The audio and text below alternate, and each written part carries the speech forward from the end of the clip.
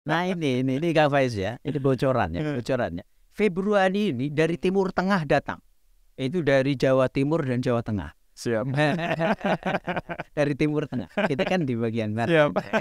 Jadi Jawa Tengah, Jawa Timur, insya Allah pesantrennya fiktif atau tidak? Betul. Ini gila nih orang, gitu kan? Pertanyaannya, gimana mau fiktif? Kalau fiktif ya nggak punya rekening lah. Gimana sih? Kadang-kadang saya bilang, ini wartawan punya nalar nggak sih sebenarnya?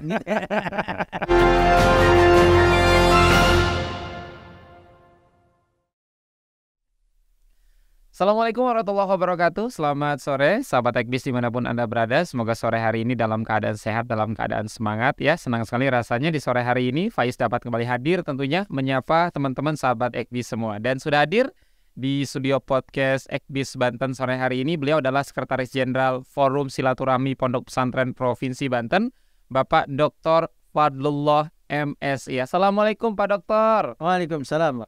Apa kabarnya Pak Dokter? Alhamdulillah. Alhamdulillah, luar biasa, tetap semangat Pak Dokter.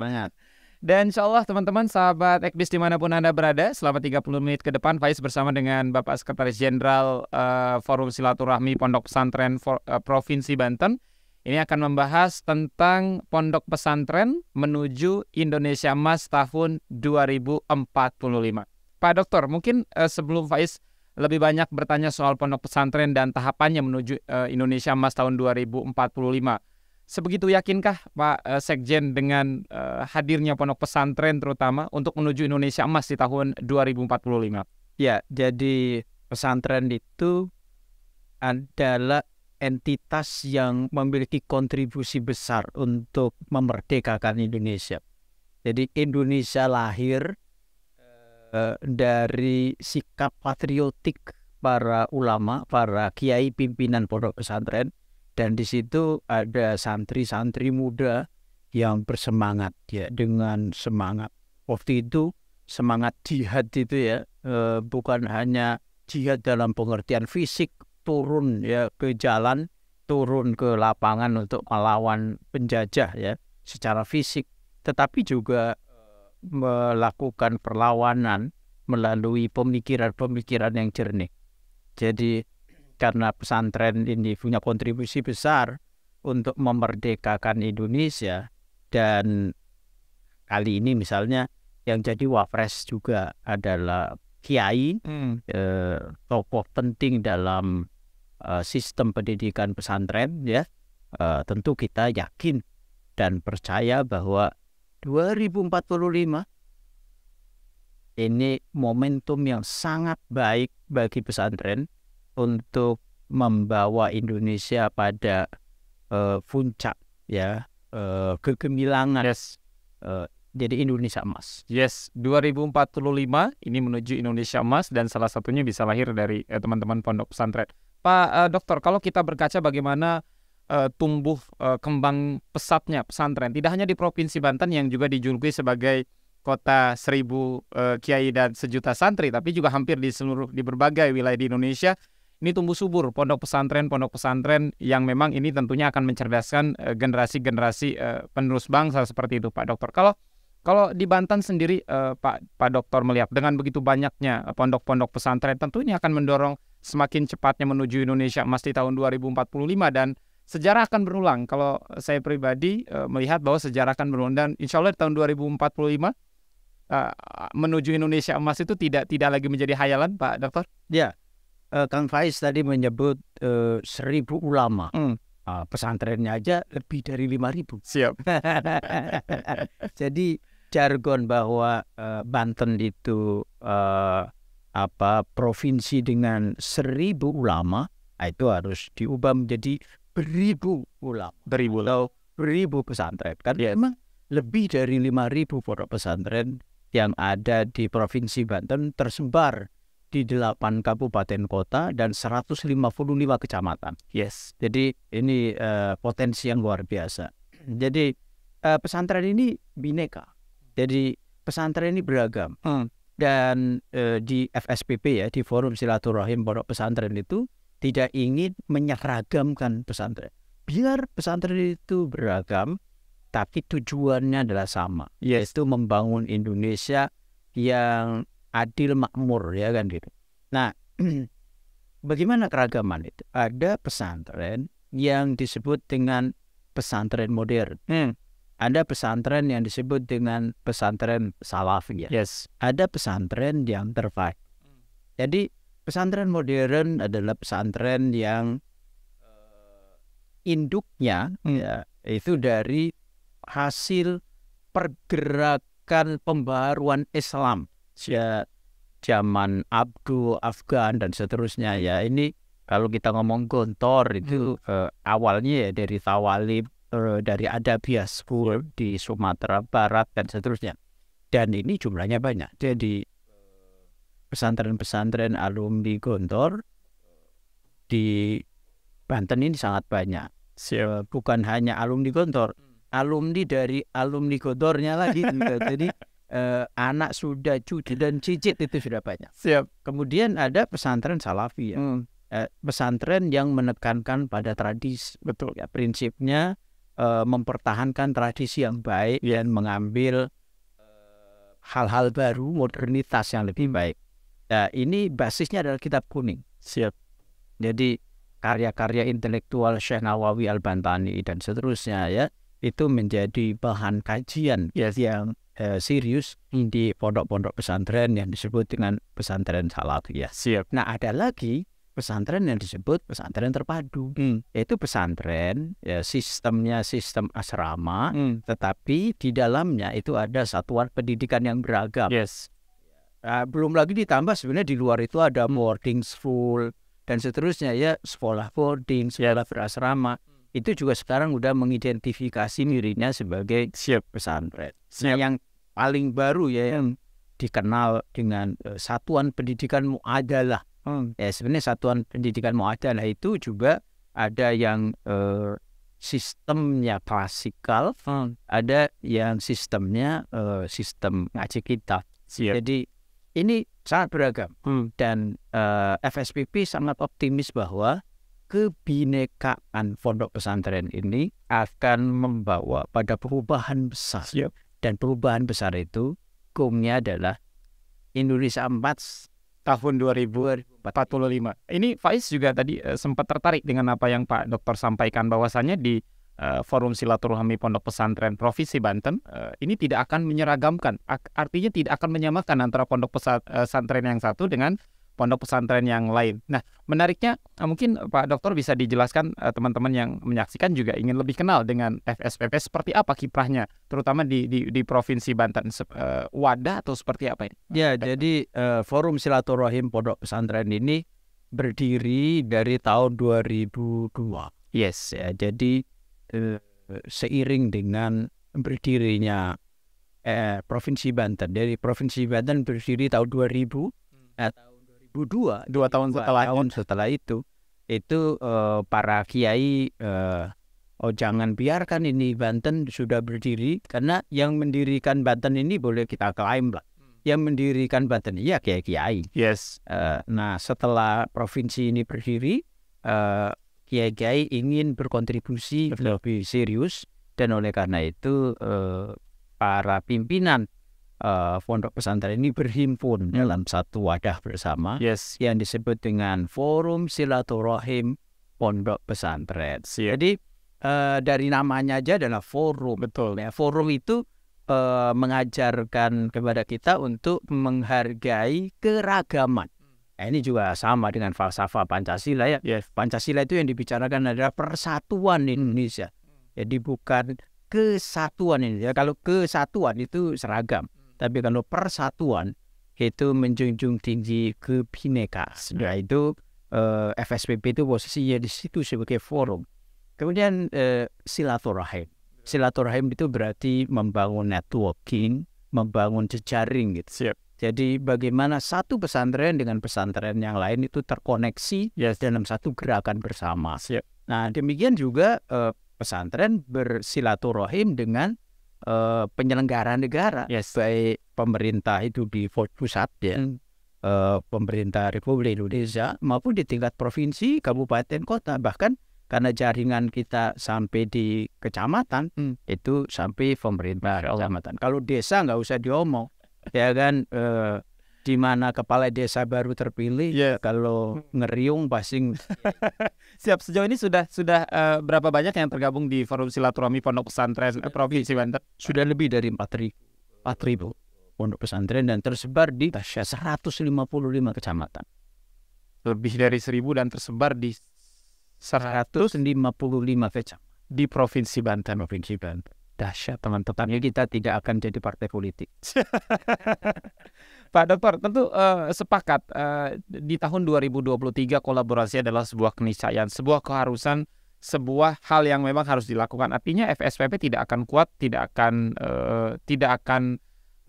mantap gitu ya kalau tidak ada kolaborasi. Sejauh ini sudah kolaborasi dengan siapa saja? Terakhir mungkin kemarin ini kolaborasi dengan teman-teman yang ada di Bandung ya, Faiz dengar.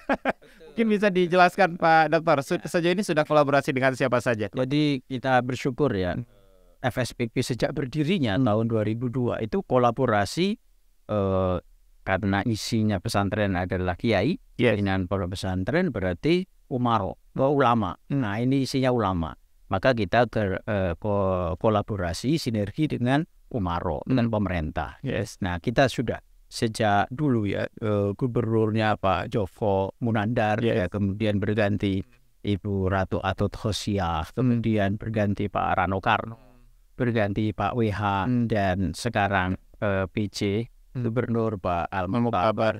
Kita bersinergi. Jadi siapapun kepala pemerintahan di provinsi ini itu adalah mitra strategis bagi FSPP. Begitu juga di kabupaten kota.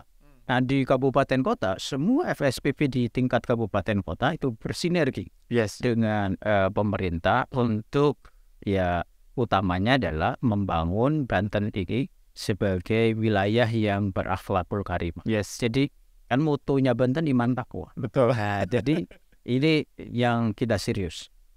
Tentu kita juga bersinergi dengan para pihak, ya.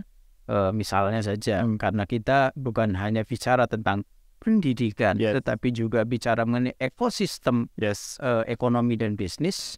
Kita juga bersinergi dengan misalnya Bank Indonesia, kita berkolaborasi dengan Dinas Perindustrian, Perdagangan, dan Koperasi (MKM). Kita bersinergi di situ, dan jangan lupa swasta. Ya, kita misalnya bergerak bersama-sama membangun sektor-sektor pertanian, ekonomi kerakyatan, ya, pertanian, perkebunan, peternakan, perikanan, kita bergerak semua di situ. Siap, artinya kolaborasi ini dilakukan oleh semua pihak, oleh teman-teman SSPP Provinsi Banten dari semua baik itu instansi pemerintahan, swasta, dan lain sebagainya. Yang namanya pesantren itu berarti ada masjid, ada satuan pendidikannya, ada asramanya. Kumpul di situ ada kiai, ada ustadz, ada santri. Nah, kiai, ustadz, santri itu bukan hanya ide dan hati, bukan hanya hati dan pikiran, ada mulut dan perut juga di situ. Pak Dokter, mungkin Faiz minta tanggapannya terkait belakangan mungkin banyak sekali pemberitaan soal pondok pesantren, terlebih, ya, mohon maaf, pemberitaan yang tidak menyenangkan, negatif, dan lain sebagainya. Apa tanggapan Pak Dokter terkait ini? Jadi itu risiko. Jadi risiko dari organisasi yang besar. Organisasi besar itu ujiannya besar. Tetapi tentu organisasi yang besar harus tangguh. Jadi kunci sukses itu satu aja kalau mulai disederhanakan. Kunci sukses hanya satu, yang sabar. Innallaha ma'as-sabirin. Allah beserta orang-orang yang tangguh, yang sabar. Jadi harus sabar. Tapi saya ingin nyatakan di sini bahwa Forum Silaturahim Pondok Pesantren ini kalau dia tidak benar di dalam mengelola organisasi, tidak amanah di dalam mengelola keuangan, itu nggak akan dipercaya oleh siapapun. Dan modal yang paling besar adalah amanah. Betul. Ya, jadi kalau orang sudah tidak percaya, udah nggak usah ngomongin apa-apa gitu ya. Satu kepercayaan hilang, maka semuanya menjadi siap. Dan semakin tinggi pohon tentu ujiannya akan semakin berat. Nah, makanya Sekarang kita abaikan yang seperti itu. Kita fokus bangun Indonesia emas 2045, dan tadi Kang Faiz menyebut kita bekerja sama terakhir kemarin waktu rapat kerja dengan Rumah Amal Salman ITB. Kenapa kita membangun kerjasama itu?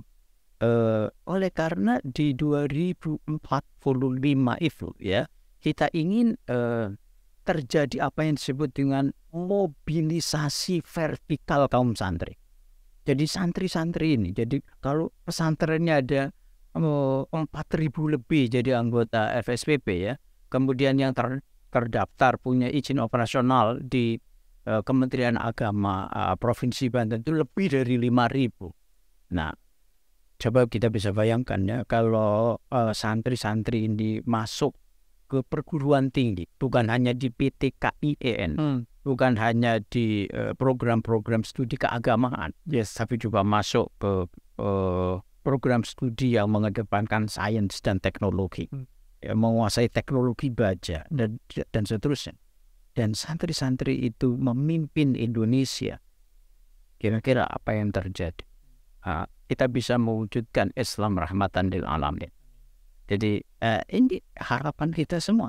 Jadi Islam memimpin dengan menebarkan dasar, menebarkan kasih sayang, mewujudkan kemakmuran universal. Nah, kemakmuran yang berlaku untuk semua tanpa ada diskriminasi, termasuk terhadap orang atau warga negara yang berbeda keyakinan.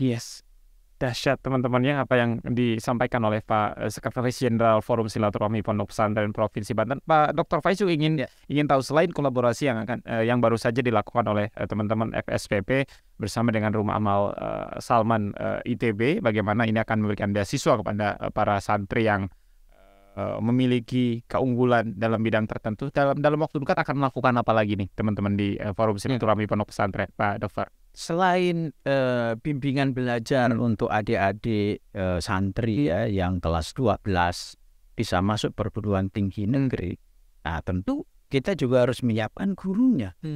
Ya, guru-guru kita secara objektif ada banyak orang yang menilai bahwa pesantren itu dalam bidang keagamaan itu udah jempol, nggak ada yang meragukan gitu ya.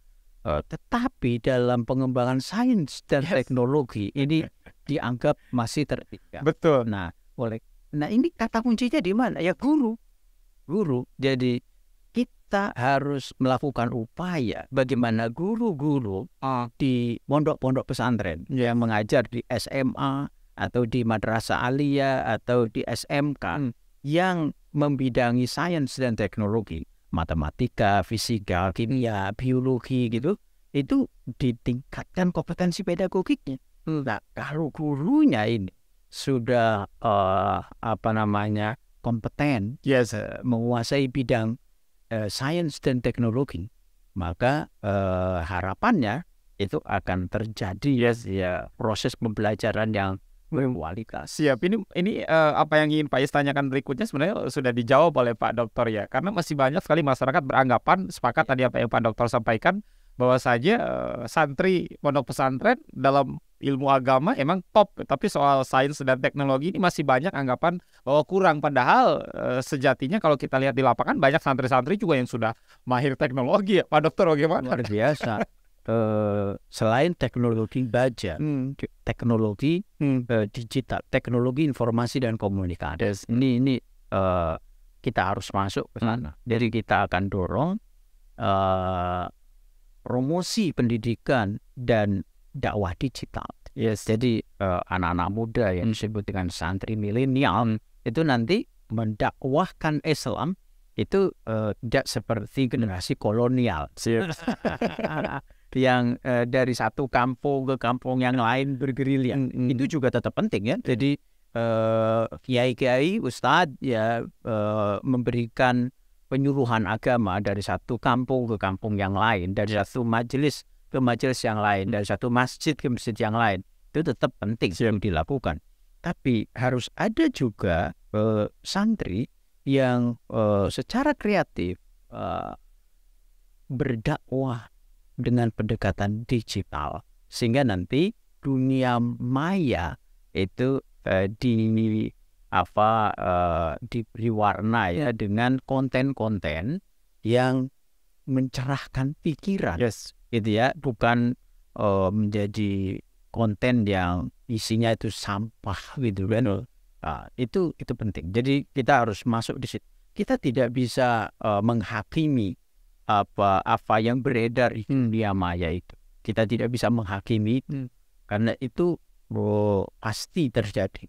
Nah, yang harus kita lakukan bersama adalah kita masuk ke situ, kita memberikan warna di situ, kita memberikan pengaruh positif di situ, sehingga nanti Indonesia emas itu akan segera terwujud. Ini kalau Faiz lihat bagaimana semangatnya seorang Sekretaris Jenderal Forum Silaturahmi Pondok Pesantren Provinsi Banten untuk menuju Indonesia Emas tahun 2045, ini luar biasa, Pak Dok. Artinya kalau Faiz, pertanyaan berikutnya soal artinya kan untuk menuju Indonesia Emas ini gerakan ini tidak hanya dilakukan oleh teman-teman yang ada di Provinsi Banten, dalam hal ini teman-teman FSPP, tapi juga gerakan bagaimana menyeluruh dari Sabang sampai Merauke. Sejauh ini koordinasi dengan teman-teman di luar wilayah Provinsi Banten, terutama dalam hal pondok pesantren, bagaimana Indonesia lahir dari Indonesia Emas ini bisa lahir dari pondok pesantren, bagaimana koordinasi yang dilakukan oleh Pak Sekjen dengan teman-teman di luar Provinsi Banten, Pak Dokter? Nah ini Kak Faiz ya, ini bocorannya. Februari ini dari Timur Tengah datang. Itu dari Jawa Timur dan Jawa Tengah. Siap. Dari Timur Tengah. Kita kan di bagian barat. Siap. Jadi Jawa Tengah, Jawa Timur, insya Allah kiai-kiai pimpinan pondok pesantren, masya Allah, di 2 provinsi besar itu dengan jumlah pesantren yang gede-gede, mereka akan bertandang, mereka akan bersilaturahim ya. Banten di sekretariat FSPP, masya Allah, Banten. Jadi kita sebenarnya merasa tersanjung juga ya. Jadi kiai-kiai besar dari Jawa Timur, Jawa Tengah. Ini pertemuan yang pertama, Pak Dokter? Ini pertama untuk Jawa Timur, Jawa Tengah. Tapi sebelumnya DKI itu sudah datang ke FSPP Provinsi Banten, kemudian Sumatera juga sudah datang. Jadi ya inilah tahadus bin ni'am ya. Jadi pesantren itu kan isinya kiai, dan kiai itu sangat besar pengaruhnya. Nah, untuk menyatukan yang besar itu biasanya enggak sederhana. Siap. Mungkin bocoran Pak Dokter nanti di bulan Februari itu, ini udah masuk bulan Februari, apa yang akan diomongin selain Indonesia Emas 2045 mungkin Pak Dokter? Jadi Indonesia Emas 2045 itu bukan hanya bicara mengenai pengembangan sumber daya manusia, baik dalam bidang keagamaan maupun sains dan teknologi, tapi juga bicara mengenai ekosistem ekonomi dan bisnis. Ya, tadi saya sudah katakan bahwa di mana kiai, ustadz dan santri berkumpul, itu kan bukan hanya hati dan pikiran, mulut dan perut juga ada di situ. Artinya apa? Artinya perlu gerakan ekonomi dan bisnis. Jadi kalau di konstitusi kita kan disebutkan bahwa cabang-cabang produksi yang menguasai hajat hidup orang banyak itu dikuasai oleh negara, gitu kan.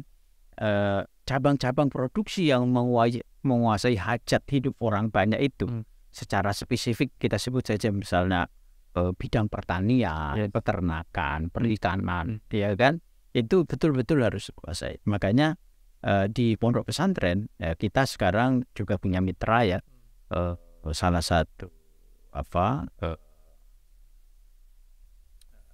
perusahaan yang bergerak misalnya di peternakan, pemotongan ayam dan seterusnya, termasuk resto ayam. Jadi ini kita gerakkan karena ini perlu. Nah, gerakan wakaf juga jangan lupa ya, jadi wakaf untuk sawah produktif, betul. Jadi FSPP ini ingin bekerja bersama-sama, pemerintah maupun non pemerintah, betul, membangun apa yang disebut dengan ketahanan pangan, itu berbasis komunitas. Nah, ini bagian yang kita upayakan. Jadi ngomong besarnya begini Kak Faiz, kalau Eropa ya, Swedia, Belanda yang kemarin ribut ngebakar mushaf itu. Kalau mereka seperti Inggris yang juga mengalami kesulitan ekonomi, khususnya pangan, itu yang menolong mereka itu nanti pesantren-pesantren di Indonesia. Siap. Jadi memang salah satu hal yang mungkin nanti akan dibahas bersama dengan teman-teman pondok pesantren, forum silaturahmi pondok pesantren yang tadi Pak Dokter sampaikan dari Timur Tengah ya Pak Dokter ya, dari Jawa Timur dan juga Jawa Tengah. Artinya Pak Dokter, kalau Faiz lihat bagaimana kiprah teman-teman FSPP Provinsi Banten dari tahun 2002 sampai dengan sekarang 2023, artinya kan sudah turut serta mewarnai Provinsi Banten dengan berbagai gerakan-gerakan yang sudah teman-teman FSPP lakukan selama ini, silaturahmi dan lain sebagainya. Kalau menurut dari kacamata seorang Sekretaris Jenderal FSPP Provinsi Banten, apa yang harus diperbaiki ke depan, terutama di pondok pesantren, Pak Dokter? Oke, jadi yang sudah kita ikhtiarkan, ya, alhamdulillah ya, melek administrasi. Jadi kita bersyukur FSPP itu bersama pemerintah provinsi, misalnya di tahun 2018 yang heboh itu loh, gitu kan? Iya, tahu. Menggerakkan pondok pesantren. Faiz, FSPP bersama Pemprov itu menyalurkan dana miliaran, ya kan? Itu sampai masuk berita nasional berhari-hari. Berbulan-bulan, betul. Tidak kurang itu media nasional, elektronik maupun cetak. Dan luar biasa. Dr. Fadlullah cukup mewarnai televisi nasional juga waktu itu. Jadi satu di antara banyak orang yang terkenal ya. Siap, lanjut Pak Dokter. Jadi bagaimana dengan dana yang tidak seberapa? Pondok pesantren itu dapat 20 juta bantuan dari Pemprov. Satu pondok pesantren di tahun 2018 itu 20 juta. Ya karena jumlahnya ribuan ya jadi miliaran. Tapi sebenarnya hanya 20 juta. Dan itu angka yang kecil ya Pak Dokter. Bagaimana dengan 20 juta itu? Kemudian pesantren di Banten yang sebelumnya tidak begitu akrab dengan administrasi. Itu semua pondok pesantren itu administrasinya bagus, kemudian memiliki aspek legal, izin operasional dan seterusnya. Kenapa bisa begitu, Faiz? Karena waktu itu di FSPP provinsi mengatakan Pak Kiai akan dapat 20 juta itu ada syaratnya. Apa syaratnya? Syaratnya punya rekening bank. Dan rekening banknya tidak boleh rekening pribadinya Pak Kiai, tapi harus rekeningnya pondok pesantren. Apa akibatnya? Akibatnya ya kan nggak bisa datang ke bank, tolong buatin rekening atas nama pondok pesantren. Ya kata banknya, mana Pak aspek legalnya gitu kan. Nah itu yang ngurus. Itu jadi itu luar biasa itu dampaknya. Jadi banyak orang tidak melihat dampak besar dari bantuannya 20 juta, tapi dampak besarnya adalah pesantren-pesantren ini ramah dengan Kementerian Agama kabupaten kota karena punya izin operasional. Dan sebelum izin operasional terbit, Kementerian Agama karena Pak Kiai harus punya badan hukum dulu. Dan itu yang jarang disorot. Karena harus punya badan hukum dulu, artinya akrab dengan notaris. Akhirnya akrab dengan Kementerian Hukum dan HAM. Jadi itu. Jadi orang ngeributinnya aja miliaran rupiah gitu loh. Ini padahal 20 juta satu pondok pesantren itu kalau bahasa Serangnya itu selilit. Itu kecil sekali. Betul. Tapi dampaknya untuk membangun sadar administratif sangat tinggi. Oleh karena itu setelah tahun 2018 itu sampai sekarang itu mulai tumbuh lebih dari 5.000 pondok pesantren yang terdaftar dan memiliki izin operasional di Provinsi Banten. Awalnya sulit Pak Dokter untuk memaksa-maksa untuk buat itu ya. Bahasa gampangnya gini, wong mau sedekah aja kok repot-repot. Ya memang kasih itu yang ikhlas. Betul. Dan itu yang jarang tersorot Pak Dokter. Justru yang tersorotnya yang 20 juta sekian. Ya. Dan cukup lelah juga waktu itu meladani teman-teman wartawan. Betul, tapi saya sih bersyukur begini karena waktu itu kan ada dua isu. Pertama adalah isu pesantrennya fiktif atau tidak? Betul. Ini gila nih orang gitu kan. Pertanyaannya, gimana mau fiktif? Kalau fiktif ya nggak punya rekening lah. Gimana sih, kadang-kadang saya bilang, ini wartawan punya nalar nggak sih nanya ini? Yang kedua, belah semangka. Gila. Orang ini disalurkan auto debit kok dari bank ke rekening bank. Gimana mau belah semangka? Saya bisa bayangkan itu ya. Tapi oke lah. Bagaimanapun ini adalah jalan FSPP menjadi besar. Siap. Jadi karena sekarang yang menjadi isunya itu bukan hanya nasional, internasional, Kang Faiz. Kenapa bisa internasional? Oleh karena alumni pondok pesantren itu tidak berdiam diri di Banten atau Indonesia. Banyak alumni kita yang di Al-Azhar. Kemarin kita FSPP mengirim 6 santri untuk kuliah di luar negeri. Yes, dahsyat, luar biasa. Dan itu tidak pakai dana APBD loh ya. Underline, garis bawah, di bold paling tebal ya, tidak pakai dana APBD mengirim santri ke luar negeri. Pak Dokter, terima kasih banyak. Tidak terasa sudah hampir 30 menit ini Faiz berbincang-bincang bersama dengan Sekretaris Jenderal Forum Silaturahmi Pondok Pesantren Provinsi Banten. Bagaimana semangat beliau teman-teman ini melalui Pondok Pesantren menuju Indonesia Emas tahun 2045. Terakhir mungkin Pak Dokter, apa yang ingin Pak Dokter sampaikan? Yang pertama adalah untuk seluruh kawan-kawan di Forum Silaturahmi Pondok Pesantren, keanggotaan dari 8 kabupaten kota di Provinsi Banten mungkin, dan juga untuk seluruh pondok pesantren yang ada di Provinsi Banten. Pak Dokter silakan. Yang pertama, untuk membangun Indonesia Emas 2045 ini yang harus ditekankan untuk semua anggota FSPP dan pondok pesantren di seluruh Indonesia, mulai dengan pikiran yang positif. Jadi ada pernyataan lah dulu, kalau ada gangguan, biarlah anjing menggonggong kapilah berlalu. Yang kedua, kita harus merancang peta jalan masa depan. Jadi kita harus punya peta jalan itu. Dan peta jalannya, hidupkan pengembangan sumber daya manusia yang menguasai sains dan teknologi. Dan kemudian jangan lupa, kita punya mulut dan perut yang harus dijaga. Karena itu kita harus membangun ekosistem bisnis. Dan saya sering mengingatkan Pak Faiz bahwa baginda Rasul kita itu adalah pedagang. Dan pedagang itu selalu mengedepankan keuntungan bersama. Nggak ada pedagang yang menipu. Sebab kalau ada pedagang yang menipu, pasti bangkrut. Siap. Pak Dokter, terima kasih banyak sudah hadir di podcast Ekbis Banten. Hari ini teman-teman jangan lupa subscribe di channel YouTube-nya Ekbis Banten.